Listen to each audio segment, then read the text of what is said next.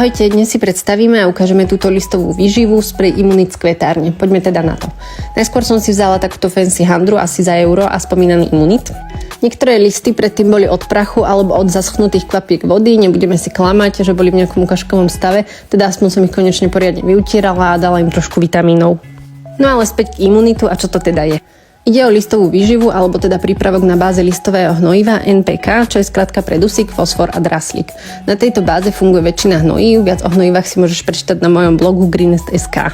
Okrem toho navyše obsahuje aj krémik, teda je zrejme, že nejde len o nejakú vodu s vôňou naliatou do fľašky, ale je to kvalitná výživa.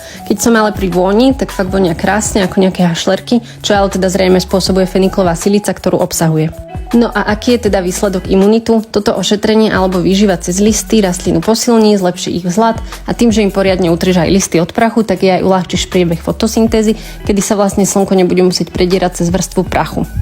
Na liste sa tak vytvorí oku neviditeľný povlak, ktorý zvýši imunitu voči škodcom a celkovo tento Imunit zvýši imunitu voči hubovým chorobám a listy spevní. Tak a ako vidíte, tak listy sa po použití Imunitu pekne lesknú, sú čisté a navyše aj vyživené. Ak používate nejaký listový lesk alebo niečo také podobné, tak ho vymente za Imunit, pretože to bude pre rastliny určite prínosnejšie a nebude list len upchávať ako všelijaké lesky.